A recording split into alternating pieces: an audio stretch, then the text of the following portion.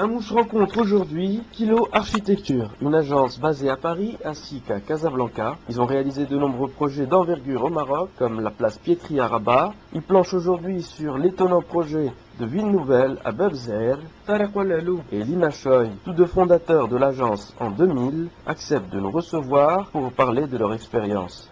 Tarek Oualalou, bonjour. Racontez-nous un peu les débuts de votre agence. Alors, tout commence en 2000.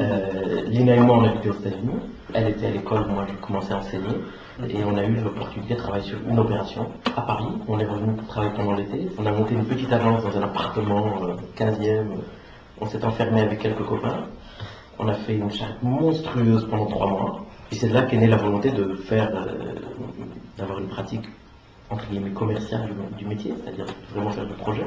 Et moi, jamais c'était passé par la tête que j'allais travailler dans une agence ou être à la tête d'une agence. J'étais parti pour enseigner, écrire, publier, vraiment dans une autre approche de ce métier-là. Et ça nous a vraiment plu, cette petite opération. L'année suivante, Lina était en train de terminer. Moi, j'ai passé une partie de l'année à développer quelques contacts. On est revenu l'été à Paris. Puis c'était le 11 septembre est arrivé. Exact. Et on n'est pas reparti aux États-Unis. On était venus vraiment que pour l'été. On avait encore toutes nos affaires là-bas. On avait notre appartement là-bas. Et après le 11 septembre, on a tout rapatrié à Paris.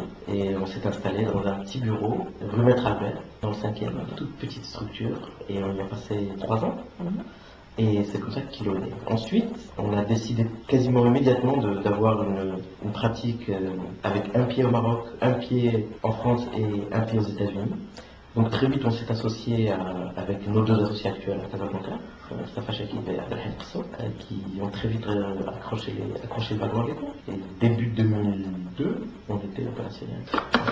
Mais ce qui était vraiment intéressant, c'est dès le départ, on s'est lancé dans cette histoire un petit peu folle de 3 agences, 3 structures.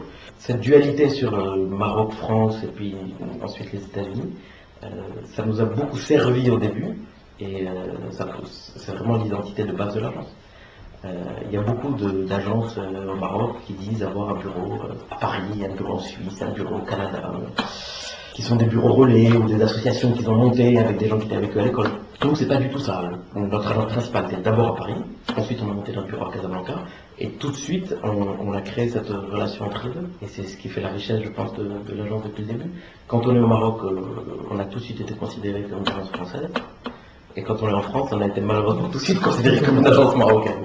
Ce qui est aussi un peu paradoxal peut-être dans la manière dont on a travaillé dès le début, c'est que ce soit Abdelhamid, Mustafa, Lina ou moi, on a toujours gardé une partie de notre temps pour des aspects non commerciaux de ce métier-là. Abdelhamid et Mustafa sont très impliqués dans le tissu associatif, Abdelhamid est présent à Casa Mémoire. Lina et moi, on a toujours enseigné, on a toujours eu des projets en dehors de l'agence, ou que l'agence supportait. On a toujours essayé d'avoir, en plus de notre pratique commerciale, et j'utilise volontairement ce terme-là, une approche plus ancrée dans d'autres tissus de la pratique. Et donc du coup, vous avez des projets un peu partout? Des projets un petit peu partout, avec des profils très très différents. Parce que on travaille au Maroc et à partir du Maroc, on travaille en France à partir de la France, on travaille aux États-Unis à partir des États-Unis. Mais on n'est pas les mêmes sur ces 3 endroits. Au Maroc, on est arrivé assez fort, assez vite, parce que c'est un petit marché, c'est un petit pays, magnifique. Donc quand je dis petit pays au sens de son économie, c'est vraiment très restreint.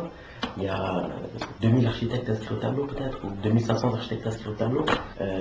La première agence où j'étais recruté aux États-Unis, il y avait 2500 architectes qui travaillaient. Dans le 5e arrondissement où on était installé, il y avait 2500 architectes inscrits. C'est juste pour vous donner des éléments de comparaison. C'est vraiment un tout petit marché. Donc au Maroc, assez vite, on reste des jeunes archis, mais assez vite on a eu accès à des commandes complexes, des grosses opérations, de toutes les échelles, de l'urbain à l'échelle domestique, en passant par des projets institutionnels. En France, c'est très cadré, donc une agence, ça démarre en faisant un certain nombre de choses. Donc il y a toujours eu cette dichotomie. Au Maroc, on travaille sur des choses énormes, alors qu'en France, on a commencé par faire des toutes petites choses. On commence maintenant, depuis 1 an, 2 ans, à accéder à la commande un petit peu plus importante en France. Donc on a des profils vraiment différents. Le reste, c'est la France, les dom-toms, les États-Unis, l'Afrique du Nord, parce qu'on travaille en Tunisie, en Libye, on travaille au Tchad, on est en train de faire un hôpital au Tchad en ce moment. Donc on fait vraiment des choses très, très diverses. Et c'est beaucoup plus facile de le faire pour nous à partir de Paris, paradoxalement, que ça l'est depuis Casablanca. J'ai jamais compris pourquoi. Quand tu es à Casablanca, Paris te paraît loin. Quand tu es à Paris, Casablanca te paraît tout près. Et tu as le même rapport entre Paris et New York en parenthèse. Quand tu es à New York, Paris te paraît tout près. Quand tu es à Paris, New York, c'est vraiment loin.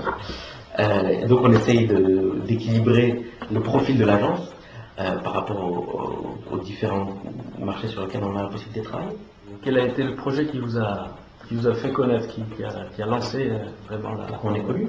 That's quite our strange trajectory. Qu'est-ce qui nous a fait connaître? We've always kept our head in the sand. Nous, on a eu une approche un petit peu particulière. On est très connecté dans le monde universitaire. On a toujours été dans ce milieu-là. Et quand on travaillait aux États-Unis notamment, on a toujours été ennuyé par toutes ces jeunes agences qui publient énormément de projets non réalisés, d'architecture de papier, qui sont passionnantes en soi, mais qui sont très handicapantes, parce qu'on a beaucoup de mal à sortir de cette culture de l'image. Et on a décidé, à notre corps défendant, de ne pas montrer notre travail. D'ailleurs, je ne sais même pas si aujourd'hui, en dehors de quelques publications qui ont été faites de notre travail, à la limite sans qu'on nous demande notre avis, si notre travail était montré. Parce qu'on a voulu d'abord créer un corps de trajectoire, d'avoir un début d'œuvre, pour dire les choses simplement, avant de pouvoir le montrer. Et on commence maintenant à s'organiser pour montrer notre travail, puisque on termine notre premier cycle de bâtiment. On a commencé notre deuxième cycle. Quand je dis cycle, quand tu commences un projet, c'est 5 ans. Entre le moment où tu commences et le moment où tu le livres. Donc on a commencé notre deuxième cycle de projet il y a 2 ans. Nos premiers bâtiments se terminent entre l'année dernière et cette année. Et on commence à les montrer maintenant. Donc les gens nous connaissent pour certaines opérations qui ont été faites au Maroc, pour quelques opérations qui ont été faites en France. Il y a eu des choses un petit peu médiatisées au tout début. On a été lauréat du concours du MRPC, du Musée du Patrimoine et Civilisation, en 2002. On a été lauréat avec 4 de nos éminents confrères marocains du PAG du Bourg-Guéret, du plan d'aménagement global.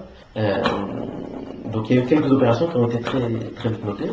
L'opération de Volubilis, dont les gens ont beaucoup parlé, puisque c'est un site absolument extraordinaire sur lequel on a eu la chance de travailler. Et le bâtiment se termine là, il sera livré si tout se passe bien début avril. La place Pietri, qu'est-ce qu'il y a eu d'autre qui a fait beaucoup de temps? Ensuite, bon, les opérations qui sont les plus importantes pour nous ne sont pas forcément celles qu'on fait au Maroc. Les opérations qu'on fait en Guyane, en Martinique, quelques concours qu'on a gagnés nous ont fait connaître. Au Maroc, je ne sais pas qu'est-ce qui dans la tête des gens est le plus important. Peut-être Volubilis, peut-être Volubilis. Et puis maintenant PCL, dont on parle beaucoup. Mais pour vous donner une idée, en 8 ans maintenant de travail, on a travaillé sur plus d'une centaine d'opérations. 130 opérations, une bonne moitié de celles-là au Maroc. Donc on en a fait un paquet. On a toujours eu un peu cette boulimie de projets. On n'est pas des architectes qui fétichisent l'objet. Donc on n'est pas des gens qui ont une écriture précieuse. On aime bien toucher à tout, toucher à toutes les échelles, toucher à tous les types de programmes, à différents types de territoires, à développer des aventures humaines différentes. C'est ce qui fait d'ailleurs qu'on travaille très peu avec l'État, parce qu'on aime bien travailler avec des gens, on aime bien connaître nos maîtres d'ouvrage, fabriquer quelque chose avec eux. Donc ça fait qu'on a des relations assez longues avec les gens avec qui on travaille. Et donc je pense que ce qui fait qu'on a peu d'opérations, il n'y a pas une opération, je dirais, qui nous a rendu connus. Plutôt une grappe de projets. Okay. Alors, on va parler un peu de votre démarche. Qu'est-ce qui, pour vous, dans votre agence, qui fait démarrer un projet? Quels sont les points importants qui... Question de mal de tête, ça. Quels aspects vous semblent les plus importants? Le lieu, l'histoire du lieu, ou les gens? Qu'est-ce qui fait démarrer un projet? Bonne question. You want to take a crack at it? Non. Bon, en fait, tu as le discours que tu vas entendre partout. D'accord? L'architecture, ça démarre par le lieu, la structure sociale, le programme, etc. En fait, pas du tout. Pas du tout. Pour dire les choses avec un petit peu d'honnêteté, et on coupera au montage si c'est nécessaire. D'abord, c'est jamais la même